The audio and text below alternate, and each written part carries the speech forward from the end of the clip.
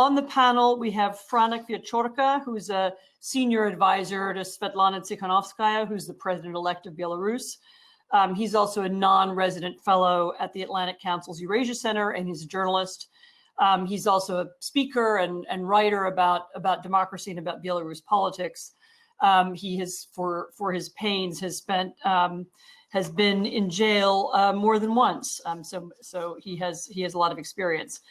We also have Dr. Alexander Gerasimenko, who is a postdoctoral researcher at the Oxford Internet Institute, which, if you don't know it, is one of the really, really interesting places in Europe where they're looking at the intersection between the online world and politics. He studies how digital media is used in authoritarian countries.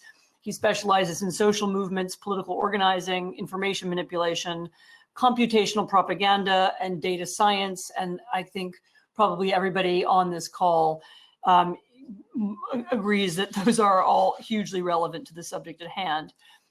Finally, we have Hana Lubakova. She's also a freelance journalist from Belarus. She's a non-resident fellow with the Atlantic Council. She works as a media trainer and mentor. She was a recipient of the Václav Havel Journalism Fellowship at Radio Free Europe, Radio Liberty, as well as the World Press Institute Fellowship in the US. So these are really three distinguished people. I've followed all of them on Twitter. Franek and Hana have been filing from the ground over the last couple of months, and both know the situation there very well. I'm actually going to start with them, and just for people who are joining who don't know the background, I'm going to just spend a few minutes at the very beginning talking about how we got to where we are today, before kind of plunging into the technical issues that I'm sure interested you. And I will, we'll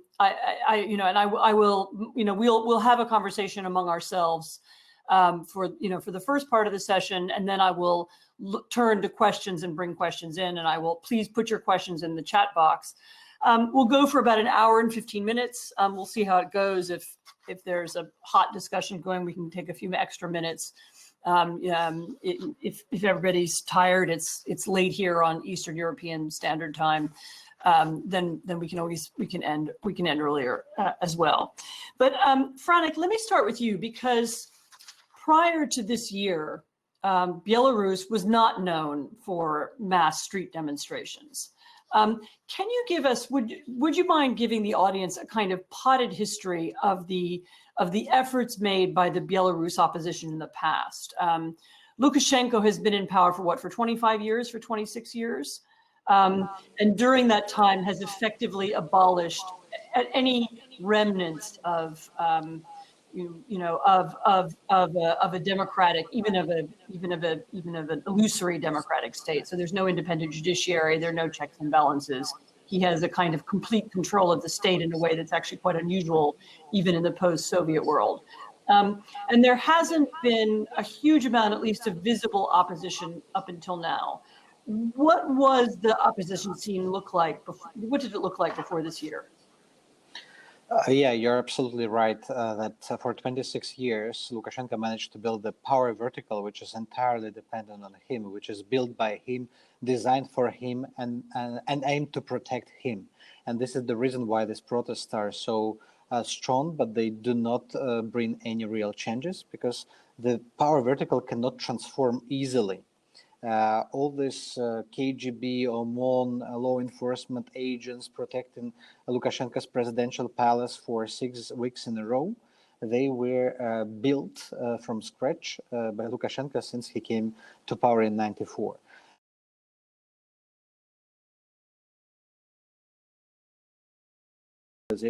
People were protesting before and after president.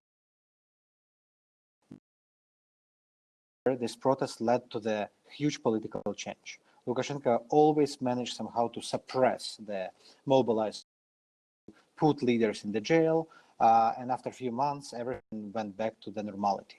But this year was very different because of several mistakes. First of all, he made huge mistake during the COVID crisis, and I compare COVID crisis to Kuropatki in '80s, when the Stalin's crimes were revealed, and many people were angry on Soviet regime because of the lies, communist lies. The same about COVID. People are angry that Lukashenko were hiding a number of victims from people. The second, he underestimated the opposition forces, and he underestimated women in particular. He put in jail all the male candidates.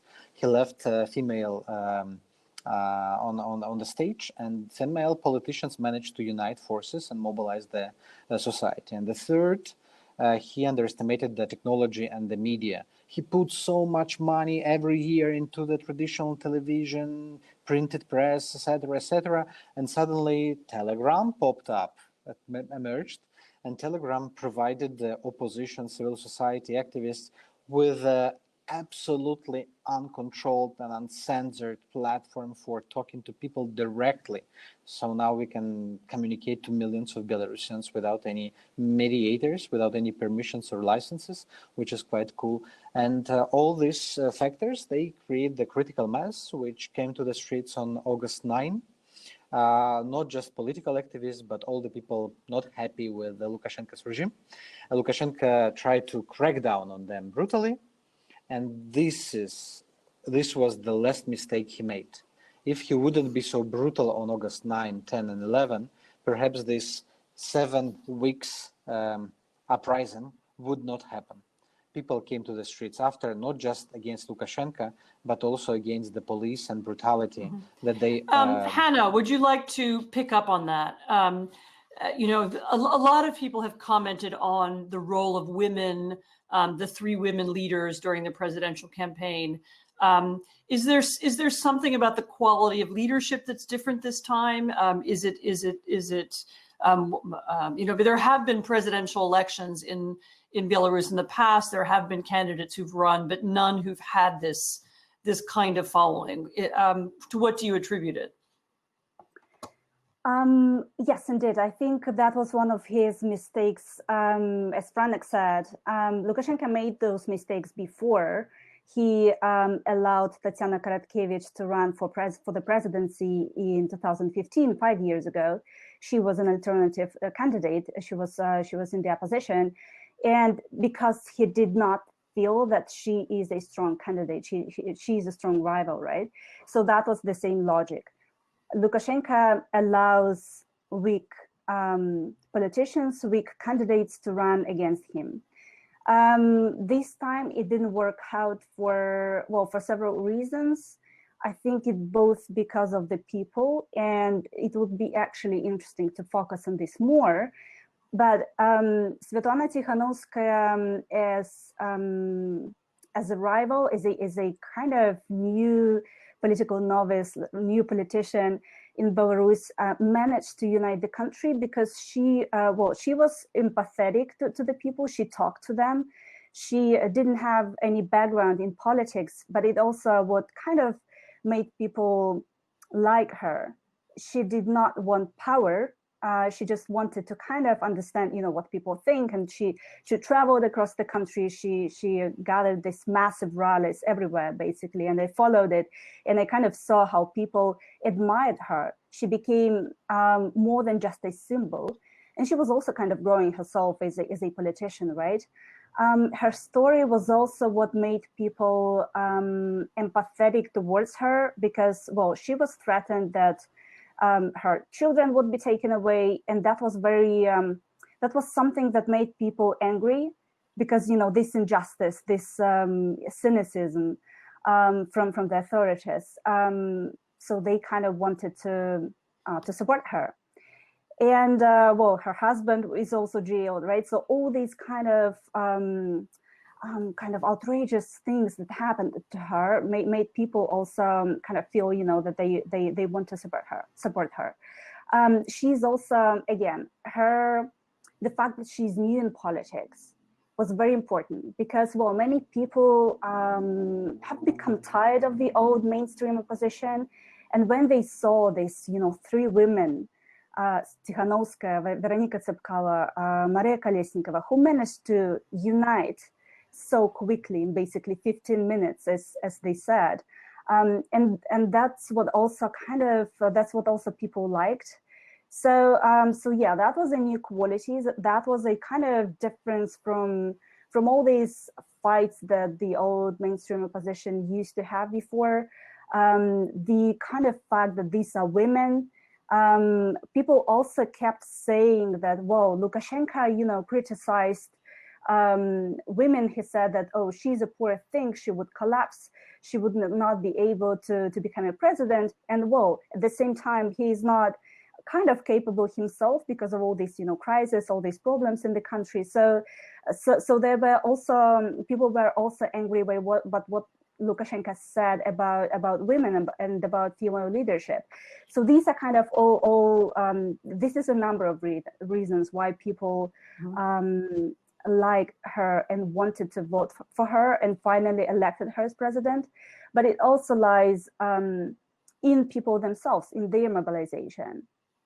Mm-hmm. So it's the, I mean, Franek says it's the, this use of brutality, the attacks on women, on her in particular, as well as the appeal of a non-political opposition, which, and the picture of unity that gave people the feeling that something was different this time. And as you say, the atmosphere of the COVID crisis as a background.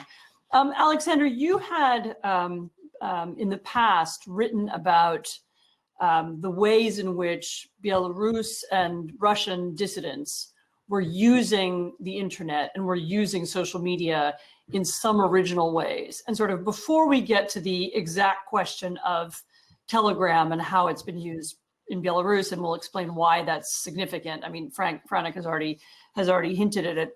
Would you tell us a little bit about your research and what it was that you found? Also, just to give people a little bit of the background as to how it is that people are using technology in that part of the world and what makes it different.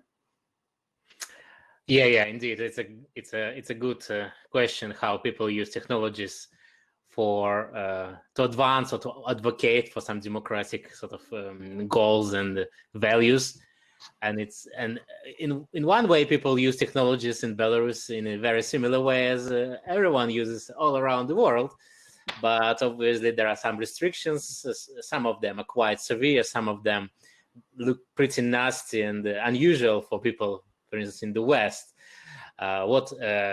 People who active politically, who have some political sort of ideas, and they are not the same as the ideas of the government, they often face things like censorship, or it mostly takes a form of self-censorship on social media when people are just afraid to express politically themselves because of fear of persecution. People face surveillance when people, activists or just ordinary citizens who discuss politics, they might be tracked, they might be looked at by special service, police and so on. They might be harassed by the police for expressing their political thoughts. They might be persecuted as well in some quite rare cases. It happened. So against all those obstacles and challenges of online activism, people really need to sort of be creative. And the people of Belarus were quite creative recently, I would say. About 3 years ago, there was a large movement that I think somehow preceded the current events in a way. It was mostly about, it revolved around economic issues, but it evolved very fast into very much political movement. It was about very absurd tax on unemployment that had been imposed by the government 3 years ago. People protested, and it resulted in the first wave ever seen until this year of large-scale protest. And it was mostly a protest that involved not just capital or larger cities, but also quite small or middle-sized towns. And we didn't see this type of thing until 2017. And this wave of protest was very much mobilized using digital technologies, not Telegram those days, but just social media mostly as well. Maybe those days it was more Russian-made social media, not social media that commonly used across, say, Western Europe or US, not Facebook, but rather something called VK of Kontakte and other type of platforms. And those days, I think during that period, many activists learned how to quickly politicize online space. So just yesterday, people using social media to learn about their friends, cats, and other nice stuff, and suddenly social media feed becomes very political. And I think that's what partly happened this time as well. So 3 years ago, people learned how to do this, and this time activists applied their knowledge. And it was about politicizing people, politicizing media space. It's about avoiding surveillance, and to avoid surveillance, many of them try to anonymize themselves. I found that it's a very crucial feature of technologies that provides people with anonymity opportunities. Telegram in particular is quite good at that. And also technologies allow people to sort of build less centralized and less hierarchical structures if they want to build a movement or build a civic organization. And that's why we now observe, I think, partly because of reliance on technologies, we observe very much horizontal, I call it segmented movement in Belarus. Movement that is not connected very much, ties between different segments, groups are quite weak and invisible, and that's what protects them. That's what helps them to avoid surveillance and avoid persecution. So I think in a way, we observe quite an innovative type of civic organizing, anti-authoritarian civic organizing in Belarus. That's what I found previously, and the current movement confirms what we've seen in Belarus 3 years ago. Can I ask you two follow-up questions, and maybe Veronica and Hana have views about this too. One really important criticism that's been made of the use of social media in protest movements is that, and you actually just hinted at it, is that it doesn't create the strong ties that you have from traditional forms of organizing, you know, where people know each other, they see each other, they have deep contacts.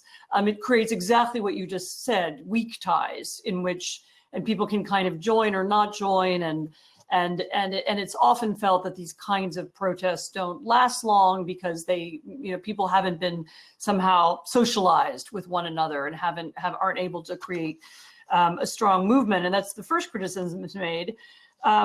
And the second criticism is that it's proved pretty easy in a lot of places for authoritarian regimes to flood the zone, as they say, to undermine and to overwhelm online movements with disinformation and actually even just extra information, so that people become very confused about where is the narrative, what's true and what's not true, and this online organizing has often faltered because of that. Why hasn't that happened? How do you answer those two questions in Belarus, and why hasn't the latter happened? Yeah. Great question about this too. Yeah. Mm-hmm. Thank you. Just quickly for the first one, I'll say this critique. I think it also relates to what's been called selectivism or collectivism. This collectivism critique by Morozov. Morozov is ironically, in fact, from Belarus, one of the authors of the theories. Mm-hmm. I think they've been kind of proved not really sort of related to reality over the last 10 years, I would say, specifically when it comes to authoritarian countries. So this critique firstly been applied to Western states. In countries like Belarus, I think, even little act of clicking and sharing is in itself a political act, and not just in authoritarian states, but in countries where you can be persecuted for sharing political story. Collectivism is not something that should be criticized as not activism. And in relation to ties, I think, as I mentioned, I think actually weaker ties is an advantage in a situation where Belarus found itself, where previously many authoritarian countries found itself, because weaker ties means you are not that much linked to other groups within, say, movements or within civic society. And it means that if one group been persecuted, investigated, if it was semi-anonymous group, for instance, it's been found, but if it has very weak links with other groups, it means it's maybe hard to trace other groups as well. So you can remove 1-2 groups, but you cannot really reveal the whole movement very quickly. Not quickly. Maybe you take time for that. And for the second one, I think, that's one of the key things I study right now at Oxford, and how government of Belarus tries to manipulate online space. And we so far found little evidence of that. In fact, in terms of use of social media, in terms of use more advanced tactics such as computational propaganda, for instance. It's not really been used that much by government in Belarus. One of the reasons why I think, well, maybe they're not just they're relying on more sort of traditional ways of trying to manipulate people with traditional media. Television is fully controlled by the state in Belarus, for instance. So in a way, maybe that's one of the reasons. Another reason might they just well, to build propaganda instruments, you need to actually also follow this kind of decentralized logic. You need to invest in less centralized, less hierarchically controlled structures. And I think Belarusian government might be just not really able to do that. So just there is no capacity so far. It might rely on the Russian capacity, and I think it seems like they're going to do it in the future, but not at the moment that much. Mm-hmm. Franek, when I spoke to you a month or so ago, we talked about Telegram, and we were talking about this aspect of it. I mean, could you also walk our group through the history of Telegram and why it became the medium that was most used by the Belarusian opposition and by journalists, and give us some, because I think that may be part of the answer to the same question. So why hasn't the Belarusian government been able to use disinformation to shut it down? And by the way, I do see the other questions coming up in the chat. These are great, and we'll bring some of them onto the main talk too. But Franek, go ahead. Yeah. So first of all, Telegram was created by the Durov brothers, who know very well how social media work and what people are really looking for on the internet. For those who don't know, yeah. They're Russian. In general, most of their life they were anti-Putin, let's say, and their idea was to create the space of freedom where people can communicate freely, openly, and securely at the same time. And they created Telegram, and the idea of Telegram is to create the space with the very basic features which allow you to communicate or to broadcast the messages, or to communicate to your friends or allies or neighborhoods in the chats.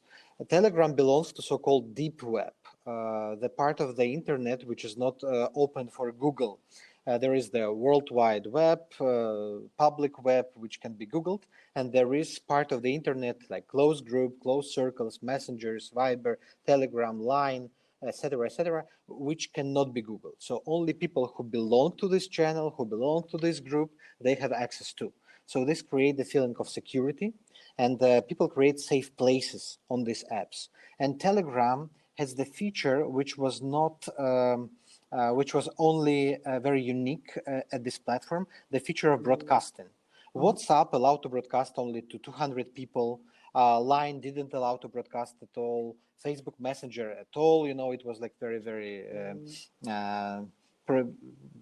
very traditional in this sense. And Telegram allowed you to create the broadcast list with thousands, dozens of thousands of people. And you, without investment any dollars, you can create the subscribe list with thousands of people receiving your message directly as notifications to phone. And I often compare broadcasting on Telegram with the radio broadcasting. Through the radio in the wartime, you were able to broadcast to millions of people, and they are synchronically receiving your message. Same time, you can broadcast on Telegram, and you don't just inform people. You create the common agenda for all the people who follow your Telegram channel, which is quite cool, and which opened fantastic opportunities for markets where no free media existed, like Uzbekistan, Turkmenistan, Belarus, Ethiopia. And these are countries where Telegram is leading. Mm-hmm. Mm-hmm. Hana, what do you think? What's the attraction of Telegram?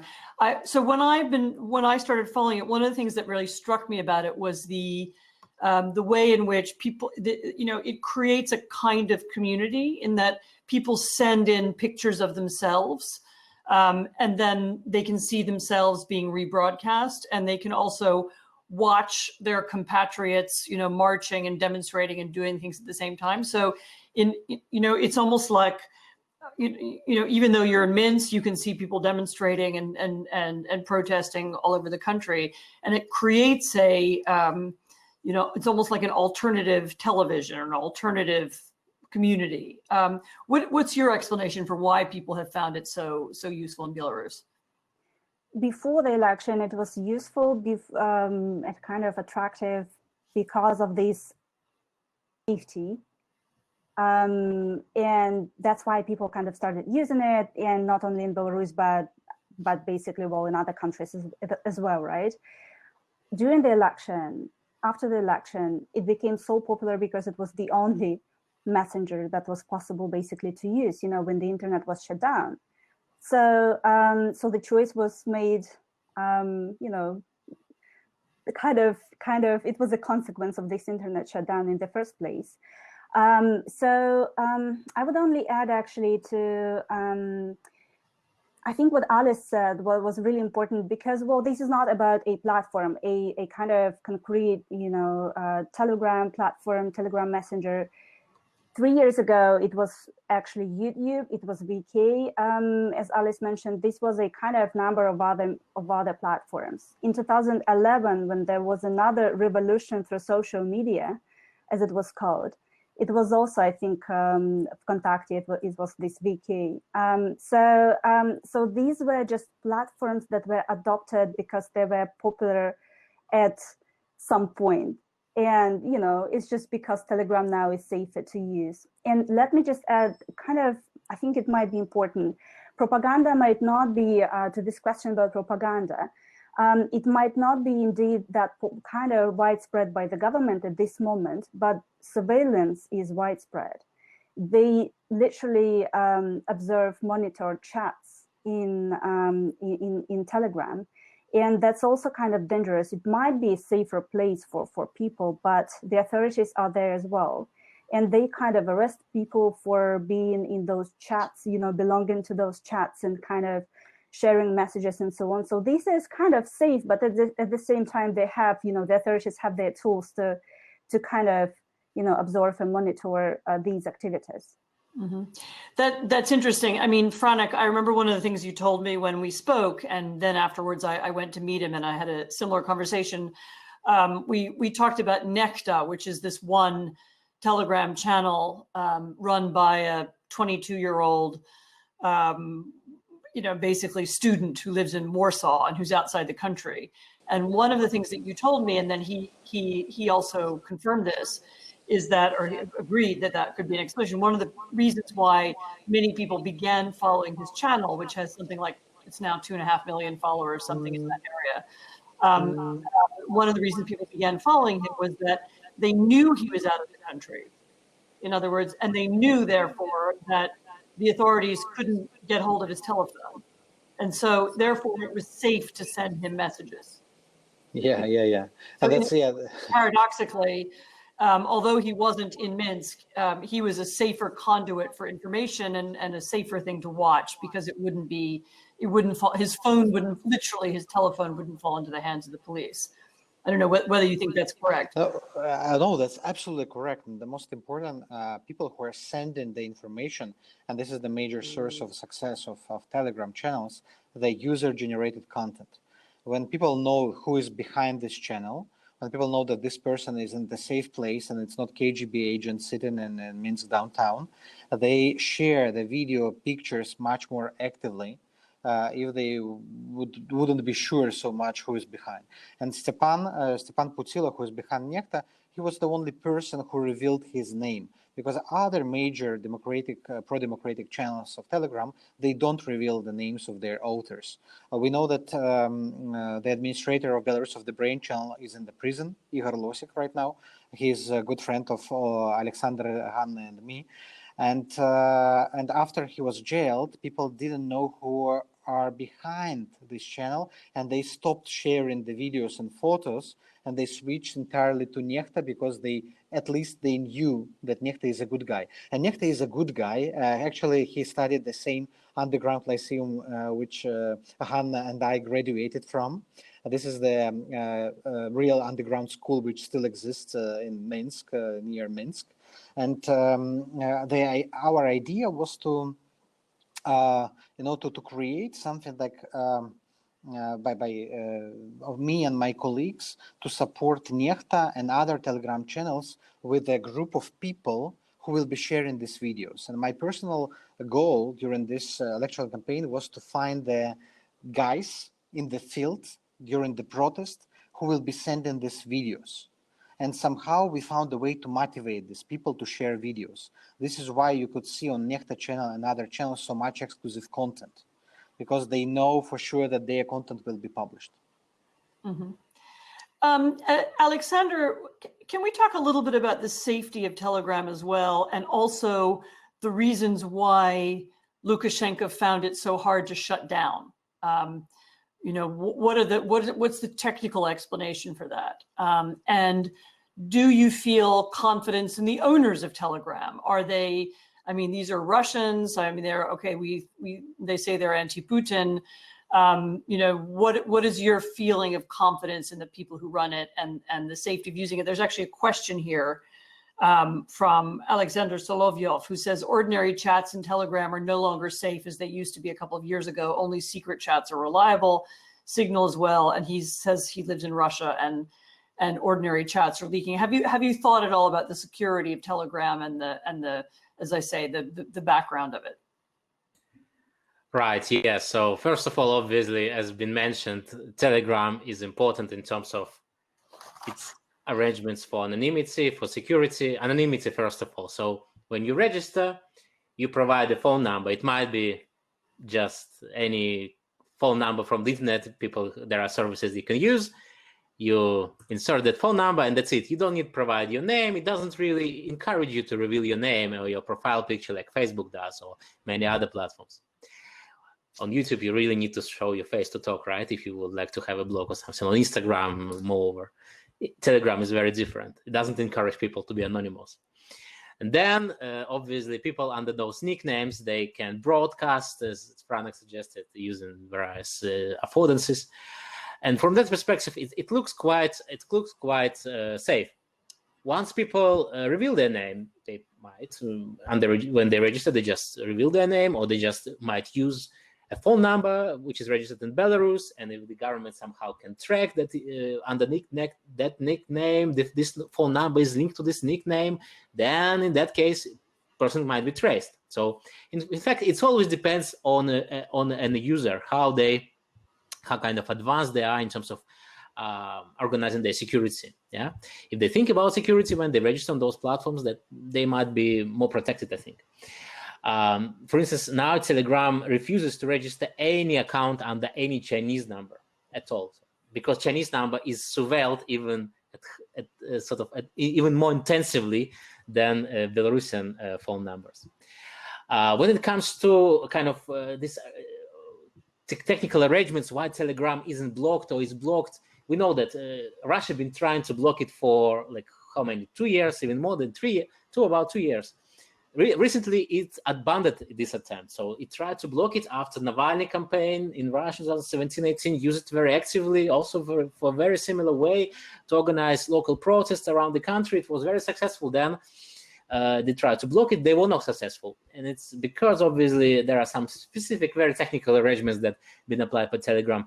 And we don't really know exactly how it been, what was the secret, because if we knew the secret, maybe everyone would try to replicate. In fact, Belarusian government tried to block Telegram 1 month ago, immediately after the election, during the internet shutdown. It lasted about 61 hours, and it was partly successful. It was more successful than the Russian government, in fact. They used something called deep pocket inspection technology that actually analyzes all traffic that goes through your browser and kind of cuts unwanted traffic.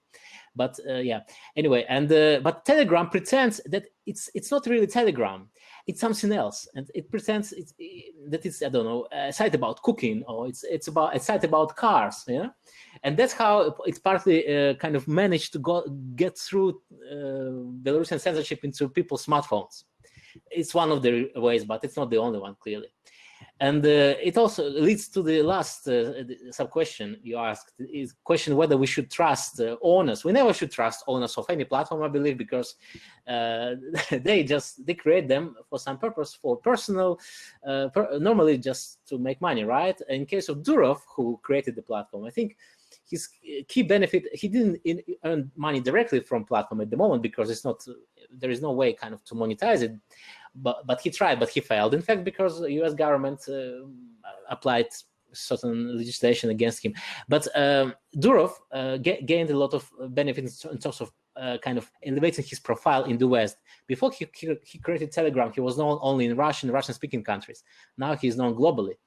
And that's what actually, I think, partly explains why he's so interested in promoting Telegram. And also his personal ideology, he kind of follows this idea of libertarianism. He called himself a libertarian. Kind of might also partly explains why he's sort of so keen on helping freedom fighters across the world. So I would trust him to some degree, and at least he's not the worst platform owner in the world. Yeah. Yeah, that's a great competition. Who's the worst platform owner in the world? And I don't know even how we judge that one.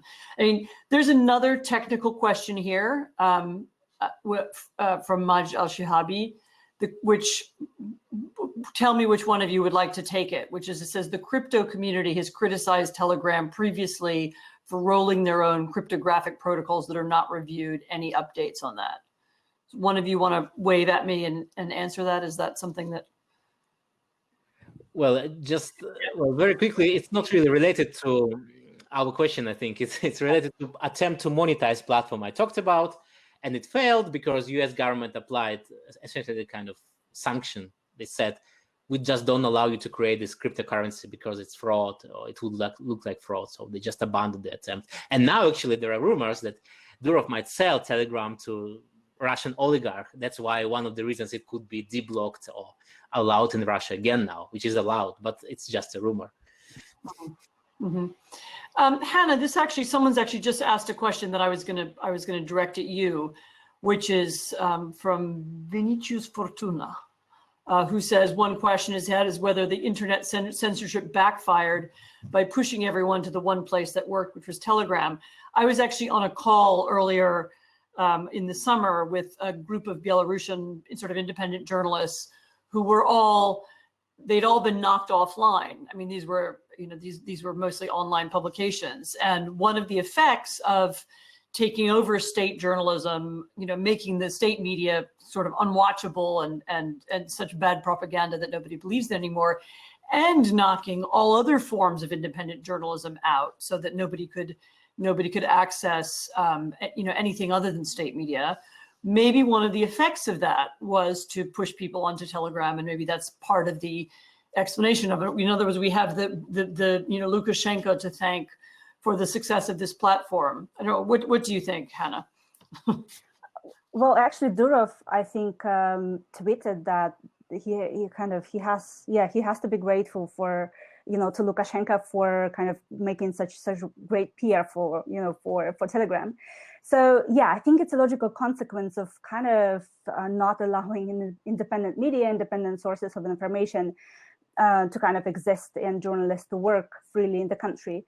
But I would expand that. I would talk, I think, about trust in social media, in Telegram, in independent media and bloggers. I think that's an important question to ask why actually, why is it happening? Why are people, listening? Why are people reading? And why are people following it so kind of eagerly, right? Because, well, blocking independent media or like independent websites doesn't have to lead to kind of making Telegram popular, right? But it actually did.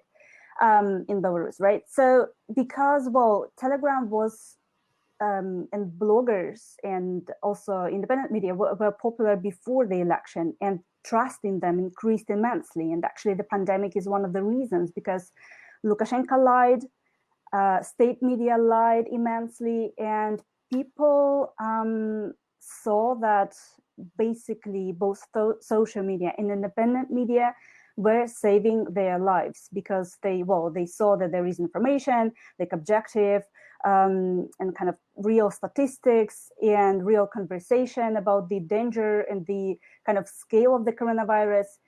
And they felt, I would say, grateful to journalists for doing this. Mm-hmm. And as an effect to social media as well, because that's where kind of, journalists were also spreading information, and, social media were kind of cooperating with independent media. I would say this is now one structure in Belarus. That's something, this connection is more than just, this is not another source of information. This is more on this emotional level, because people now feel that, well, they are playing on the same side, right? So these folks saved, in a way, our lives and health. So we kind of trust them. And that explains this popularity. I was going to say that's really interesting, because what you've just said is almost the mirror opposite of what happened in Western countries. Namely, what you've just said is that what people were reading on social media seemed more real and more accurate to them than anything else. And, particularly during the pandemic, they felt that the only real information they could get was from social media. Whereas, my reaction to social media is that's the last place I would go to find out anything that's real. But you're saying that in Belarus exactly the opposite is true. I also wanted to get, Franek, you talked about this already a little bit, and when we were talking about Nechta, I wanted to get a little bit deeper into this question of trust and who people trust and why they listen to one group over another. Because it's pretty clear that these demonstrations are made possible by, do you mind turning your microphone off until actually the second you talk, because otherwise we can hear the echo. But it's pretty clear that people are trusting. Not only are they trusting what they read on the popular Telegram channels, they're also following directions. So when Nechta or when one of the other channels says, right, this morning there's going to be a demonstration and it's at 10 o'clock and we're all going to march, to this one particular place, and then afterwards we're going to do something else, people rely on that and do it. And that's a very deep level of trust. And I'm wondering where that comes from. Is it experience? Is it accuracy? Is it because the leaders of these channels come from the kinds of backgrounds that you all come from, these underground schools? Is there what underlies this source of trust? I think all the factors matter that you mentioned. First of all this information is systematic. It is organized. It follows one style. Yes, this is a bit aggressive, a bit political, very activist style, but people receive it from all the major channels at the same time. So they understand that it's not the provocation of one channel against another one, but 10 biggest channel, they share the same plan for each rally, for each protest, for each march every Sunday. And week after week, people just got used to this, and that they have habit already to check each Friday night what is the plan for tomorrow. Each Saturday night, they check what is the plan for the march on Sunday. And this creates the habit. So it's not just the habit of reading news from these channels, but also the habit to receive instructions. And it's very comfortable to people because on one hand, you're receiving the very clear messaging. I have to put the flag on my window tomorrow. I have to bring such poster. I have to take this flag. So it just coordinates people. People feel comfortable. They shouldn't brainstorm. What should I do? How can I do? How can I protest? They know. And when the general strategy of resistance was published, the plan of victory on the Nechta channel, on Belarus of the Brain channel, people were very happy because finally they realized that all these activities, all these rallies, it's not just taken out of the blue, but it's the part of the bigger plan. And they understand that this plan is well thought. And that's very important because even the selection of the route of the march, it's very important issue. And people realize that these guys behind Telegram channels, they spend hours thinking about what is the best route. And there is trust which emerged because there was no moment, there was no second when the trust was disappeared, was broken. But that means, you don't have to give me any details of this. That means there's clearly coordination between the people who are running these different channels. So there's some. There is full coordination, and all major channels coordinate between each other. They coordinate to political leaders. They coordinate with everything. They even coordinated with campaigns of candidates. And there are no foreigners, coordinating, like Lukashenko said. he really believes that foreigners from Netherlands, Czech Republic, Poland, and United States are behind these channels.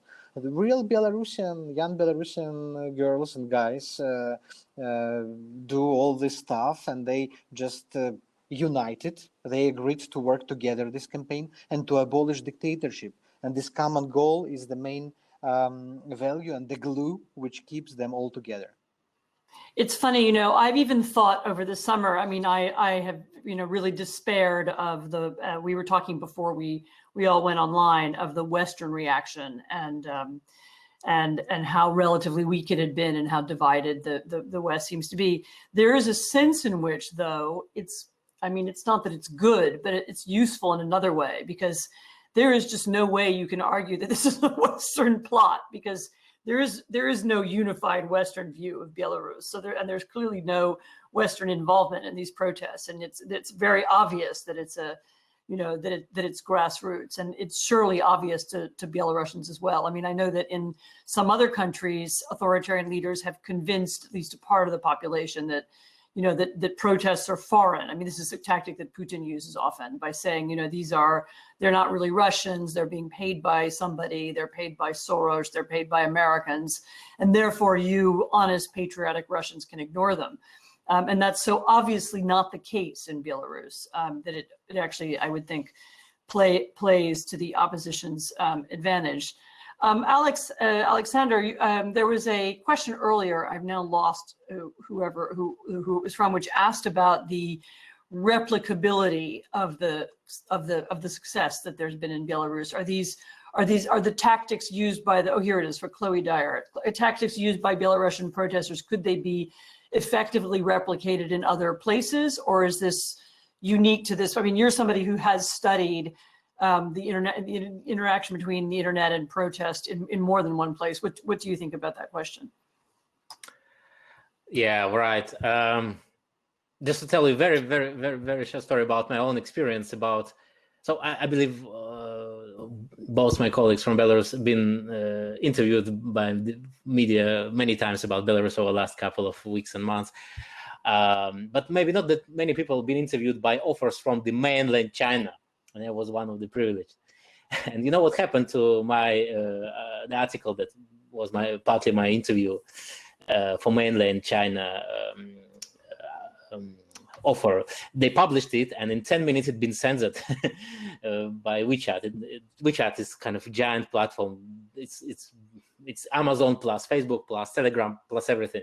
So they censored it in 10 minutes. It shows that authoritarian countries are afraid of this type of things spreading to them, including China, which looks very powerful, yeah, and sort of very stable, which wasn't really during January 2020. So I think first of all, what I think this from the perspective of offline protests, we observe very interesting kind of type of mobilization in this urban 21st century digitally empowered mobilization in urban cities, kind of when protests were not really on the main square of the city, but somewhere in the suburbs of Minsk and other towns. It's in itself an interesting phenomenon.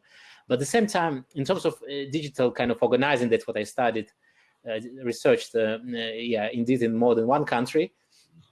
I found similar patterns emerging in terms of mobilization through digital means, in terms of how leadership and organization looks in many countries. Recently, it would be Lebanon, to be Sudan, for instance. When in both of those countries, people have been asked, by Lebanon, I mean previous kind of way of protest before the explosion. When I ask activists there, who are your leaders, for instance, who is leading the process, who is mobilizing? The answers are very similar, very, very kind of similar answers I heard in Belarus 3 years ago, and I heard at the very beginning of this protest as well, that like we don't know. And some people, some administrators of those accounts on whatever platform is popular. So in a way, we observe kind of similar kind of patterns of organizing in less free societies and troubled societies, and not necessarily even in not democratic societies. But at the same time, currently kind of, I think what's happening now is indeed Belarusian movement become more institutionalized, and it's an important next stage. So there are different kind of ways to create solid structures. Maybe we're going to talk about it a bit later. But when you asked about coordination, I was a bit puzzled. What do Franek means by coordination, and what do other mean by coordination? Is it decision-making process that is kind of when decisions making made, then everyone must follow, or just communication and exchanging of messages? Because I think the second type of kind of coordination, that's what I see in many cases. But maybe something else is happening now to Belarus. It will be very interesting to learn. Franek, do you want to answer that? With sound. Yeah, I'm here. So regarding coordination, yes, should I reveal all the cards here? No, don't. No. Is it more about communication, or it's more about decision making? It's about decision making. It's about Okay. decision making, and that's. I must say that this revolution is managed by journalists in all senses, and because journalists actually inspired people, journalists revealed all the stories. These stories sparked the interest and anger, and journalists involved in Telegram channels, not just the biggest, not Nechta, but Nechta also is journalist. But I think 80% of Telegram channels are owned and managed by journalists. So, and the journalists managed to coordinate and to be a bit of activists somehow. And now it's about coordination, communication, mutual understanding, and listening to each other. And this is the ingredients of this success. And also journalists know how to put things in a beautiful way as well, because I think Belarusian politicians for many years, they failed to do this. Can I challenge you on that? I mean, do you really mean journalists? I mean, somebody like Nechta isn't able, for example, to do the work of and this is not a criticism of him, it's just a fact. You know, he's not able to go and, for example, check up on when somebody sends him a video or a piece of information. He can't do the background check or the interview or the kind of work that you would think of a journalist doing. And one of the criticisms, not just of him, but more generally of this method of organizing, is that there isn't an editorial process in the traditional sense.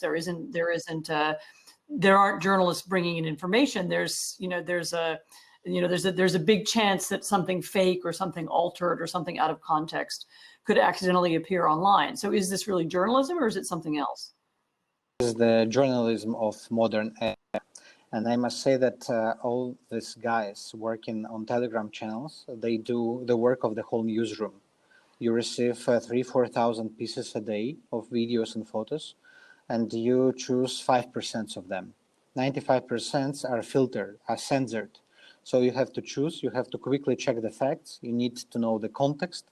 Of course, you have the team, and the Nechta and Belarus of the Brain and My Country Belarus and Mustaches of Lukashenko, all the channels have fact checkers. Of course, there are many mistakes, but basically they do the first journalism filter.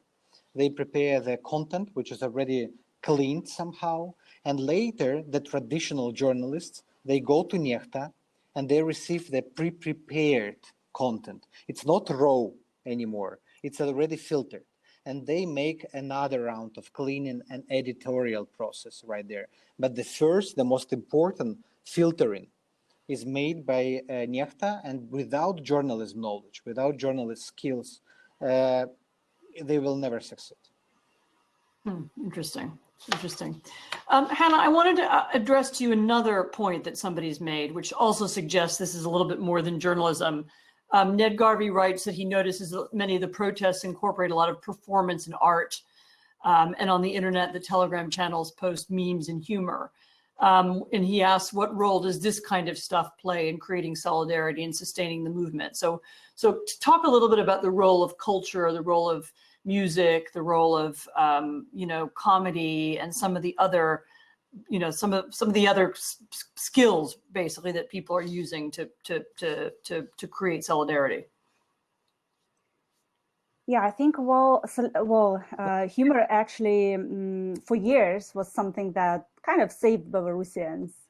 There were so many jokes, there were so many memes recently about Lukashenko, he is the main meme generator. And I think for people, it's a way, obviously, how to kind of,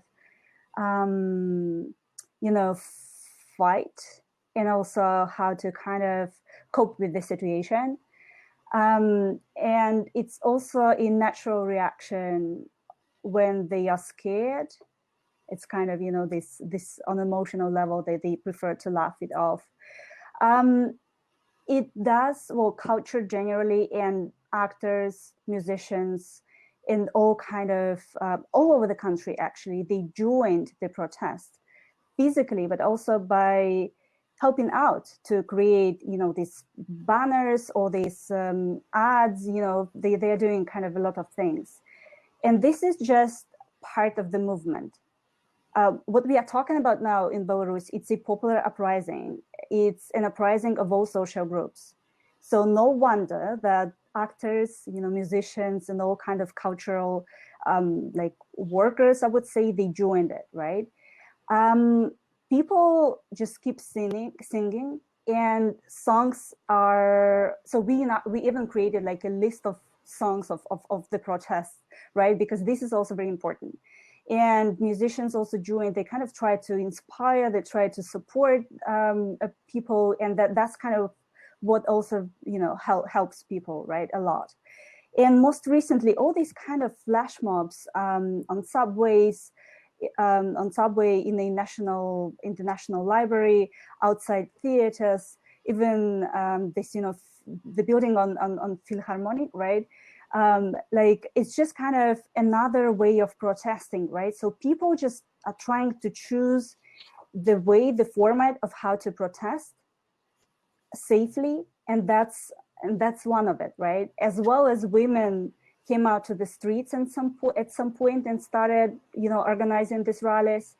The same way artists, musicians, they are kind of doing the same. They are both present on the streets, but they are kind of, creating also this value, this, street art or songs or, whatever they can do.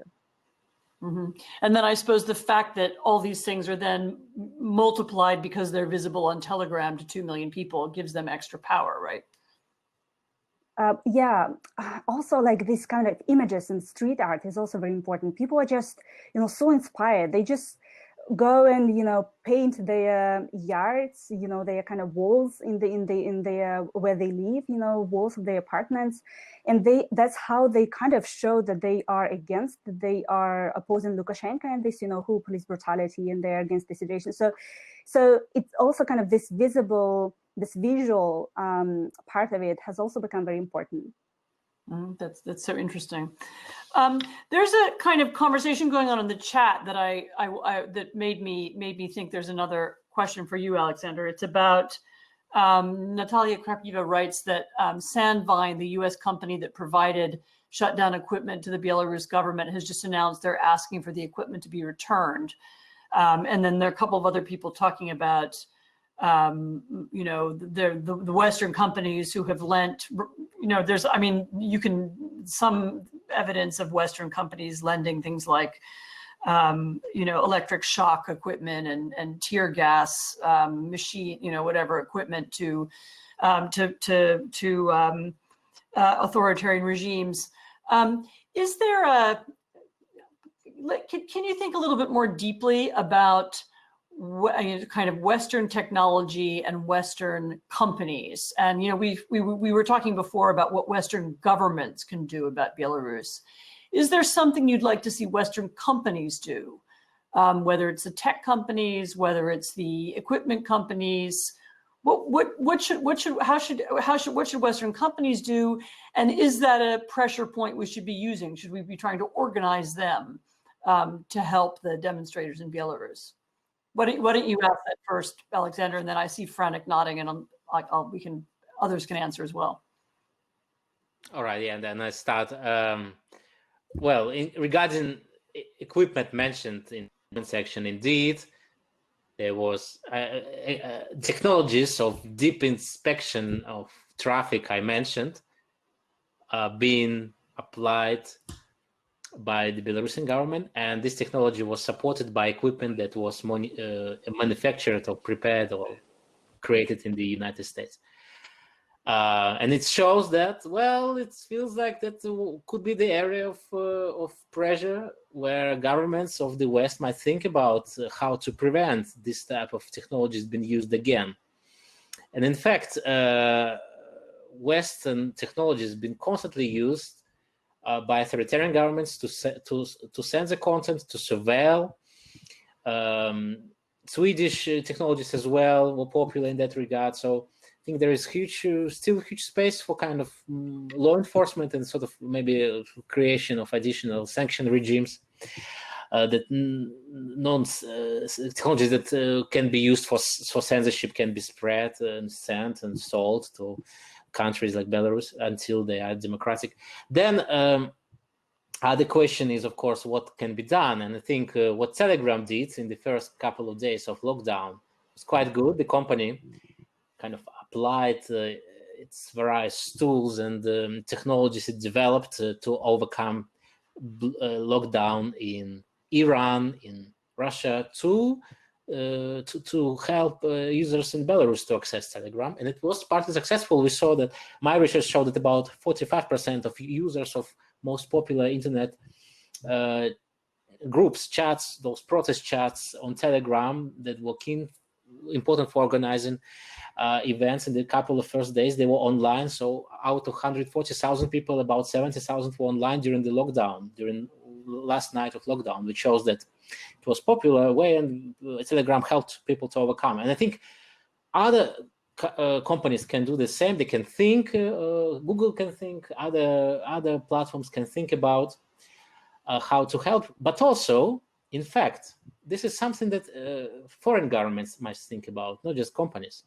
There is huge pressure now in the West on the companies to monitor content, obviously for very legitimate reasons, because there is a lot of manipulative content, far-right extremism, and all other very, very unfortunate content that published, and also kind of pressure to de-anonymize users, right? And I think that's what's really dangerous for countries like Belarus. I think if platforms like Facebook would pressure further its users to be more open, kind of revealing their names and other private data, it can be very dangerous for activists, digital activists. So we should always balance this sort of very legitimate request to the companies to make them more transparent, and also to show that their content is not manipulated, and at the same time protect more vulnerable population, vulnerable users in not that free countries. I think that's important to think about. Mm-hmm. Franek, you wanted to say something about this too. You were nodding vigorously. First of all, before this revolution and everything, and Google and Facebook and technology companies, they actually did listen and did collaborate with Belarus government. If we have a look to government requests on deletion of the content because of national security reasons, Google in most cases deleted this content. And only right now, I think there will be kind of a reconsideration of policy and collaboration with Belarus government. Of course, because most of the requests potentially can be motivated by politics. But what I wanted to say that basically another angle of the problem, technology companies did not recognize Belarus as the sovereign state and did not recognize Belarus language. And this was the big problem. For example, Belarus service of Radio Free Europe was not able to promote its content on Google Ads because Belarusian language is not supported by Google. And all the ads were sent to Moscow because all the foreign companies and Facebook and Google who work on Belarus, they work through the Moscow offices. And in fact, when we speak about Belarus language content, when we speak about Belarus issue, about Belarus politics, about some complaints, everything went through Moscow. And of course, the Moscow moderators, they were seeing the situation from Moscow perspective in most cases, but not always. And still now we have the problem with Belarusian language on on these larger platforms. And there is no Google News in Belarusian language, for example. So Belarusians were exposed to Russian news, to Russian propaganda for many years, because Google was feeding us with Russian news outlets mixed with the Belarusian news outlets. Well, that's really interesting. Let me pick up a question from our sort of moderator, Alexander Sikorsky, who asks whether protesters in Belarus have been consciously drawing inspiration from other protest movements around the world. And so, you know, obviously the Hong Kong protesters also use Telegram, and we can also now see this tactic of spontaneous protests in Belarus is similar to the things that we saw in Hong Kong over the last 6 months. Is that deliberate or is that an accident? Yeah, I think Hong Kong actually became like one of the closest kind of regions to Belarus right now. I receive kind of so many comments on Twitter, you know, that Hong Kongers are with Belarusians. So it's really inspiring to see. Well, this kind of spontaneity, right? So these spontaneous actions, rallies, or, you know, this kind of protests, let's say small protests, are also very interesting. Like all of a sudden, a small group or a larger group of people would appear, you know, on subway, let's say, and they would start singing, or they would move somewhere, that they would just disperse very quickly. It's kind of very interesting. I think this experience, obviously, well, the world is globalized, right? So they kind of, you know, people know what's happening elsewhere, so they can easily kind of, you know, take this practice, follow the example, and use it in your country. Also, that's kind of what, it's also very logical in Belarus, because, well, the country, the system is kind of so controlled, is so, let's say, well maintained. So only kind of your spontaneous decisions, you know, you go, you rally, and then you just change your way, and then you kind of move forward and so on. You're just trying to disappear, and then you come back. It proves very successful in Belarus in the past weeks, right? That's what people have been doing. The authorities, the police would think that, oh, we've dispersed these guys, and then after 5 minutes they would come back. And yeah, it's kind of very interesting. Also, the protest is very decentralized, especially in the past weeks, and especially like on a working day, not on Sundays, let's say, when all kind of thousands of people would gather in the city center. But usually people, like on Monday and Wednesday, usually people would gather in their districts, in their neighborhoods, and they would, you know, talk to each other. They would dance. They would again sing. They would paint their, you know, walls or whatever. So this is, you know, grassroots. This is decentralized. This is very spontaneous, and yet at the same time, it's very well organized. You know, people seem, you know, be ready, be prepared for you know, for everything what they're doing. So that's kind of very interesting. Right, fascinating. Alexander, you were nodding. Do you want to add to that? Yeah, Alex. Yeah. Sorry. Just no, absolutely agree. Just a couple of days, I think yesterday actually, Nechta shared this key channel that Franek mentioned, you mentioned, everyone mentioned, 2 million followers, largest news Telegram channel in the world.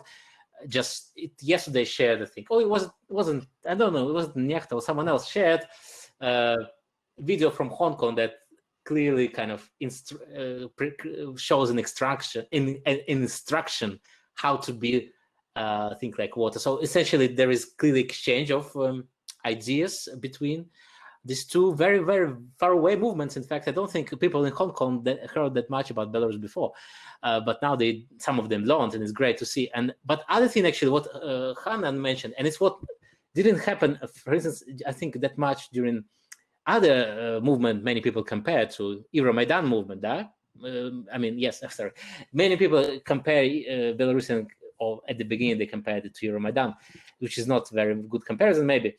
During Euromaidan, there was not much of that kind of very local kind of grassroots, very kind of local organizing, very local sort of socializing, growing social capital. Didn't happen. That's what I think actually brings, for me at least, it shows that. And I think that's what a source of optimism for me in a way. this type of local, very local organizing, socializing, because it helps people to get together, to learn about each other, finally, to meet their neighbors. And those local web chats we created on Telegram, they will be used later on, whatever happens in the end, whatever the outcome, they will be used for political purpose, for not political purpose, for some kind of organizing, for just very local interest groups, whatever. And it will be, it's even, I mean, appear to even more important for kind of for the growth of our sort of civil society in Belarus than many other processes that we see now on the surface. So this is, I would say, even more kind of more important than some of the other events. That actually leads me very naturally to what I guess will be our sort of final round of questions and conversation, in which I did want to start talking a little bit about the future. There's one question here about what are the next steps, and you just implied that in your answer. I mean, unfortunately, there was a moment this summer when I did think Lukashenko might step down or go abroad and live together with his money, which is, you know, in foreign countries. But it doesn't look like right now that's going to happen. I mean, maybe just to finish off, why doesn't each of you talk a little bit about how you see the movement going, how the use of technology is going to change, what will be the, we do see that there have been, as Alexander said, there has been a sea change in the way that people see themselves in their country over the last few weeks. There has been the creation of a real civic movement in which people have new relationships now that didn't exist before. How will we use that? How will you use that? And what, there are a lot of obstacles obviously still to overcome. And what do you think happens next? Who would like to go first? I don't know, Franek. Okay, I can start. I like to speak about future. So first of all, it's not just about technology, it's about people, as Alexander often likes to repeat. And technology just facilitates, it's catalyzes process. And right now, Telegram and other stuff, YouTube, Instagram, they catalyze, the transformation, digital transformation, social transformation, political transformation of Belarus. And this dynamics, the group dynamics, which we have right now in Belarus society, it will help not just to win this revolution, but also to reform Belarus of the future. And I think thanks to this character of Belarus uprising, for example, to introduce e-governance in Belarus after Lukashenko will be much, much easier. To build and to impose all these digital schemes, technologies, automated data collections, all the stuff related to the effective governance with the use of technologies will be possible in the country. And I think Belarus will avoid many mistakes and many problems of other countries that were in a similar situation after abolishing long-year dictatorship. Mm-hmm. Alexander. My take would be a bit different, and I would start to think what's going to happen. I think it's good also. It's a good idea to ask what been before and look at the past and think about a question I have no answer to. Why Belarus was that unusual case of European country? For a long time it was the only authoritarian country. Yes. Recently, more countries joined the club, but anyway, it's quite unusual case, right? Why this authoritarianism existed?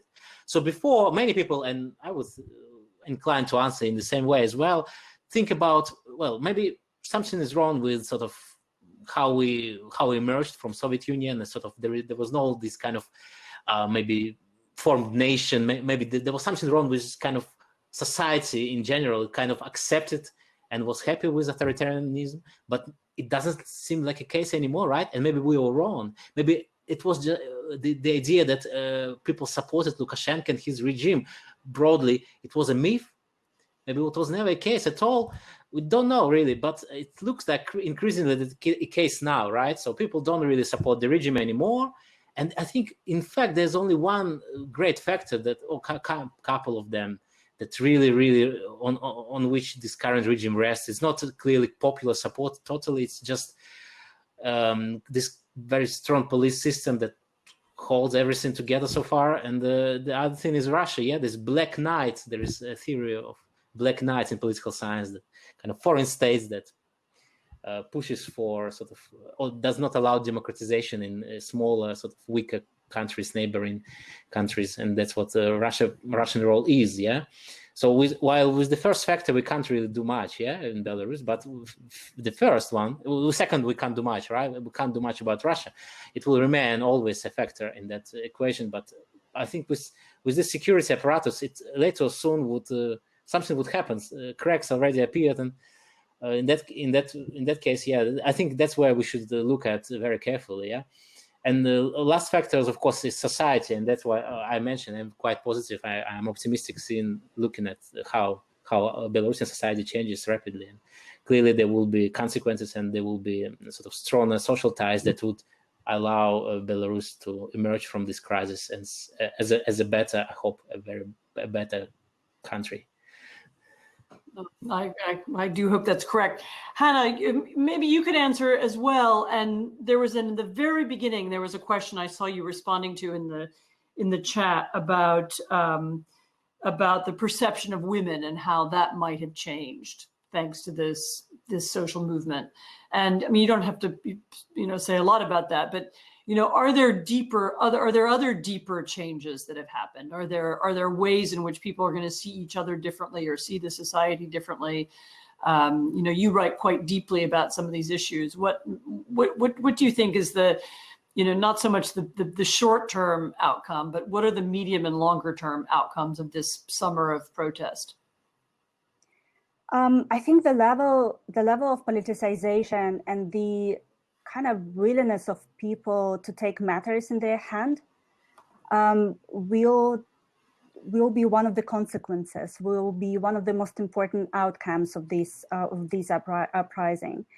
First success happened in 2017 when people were able to force Lukashenko by protesting, to ban this tax on the unemployed.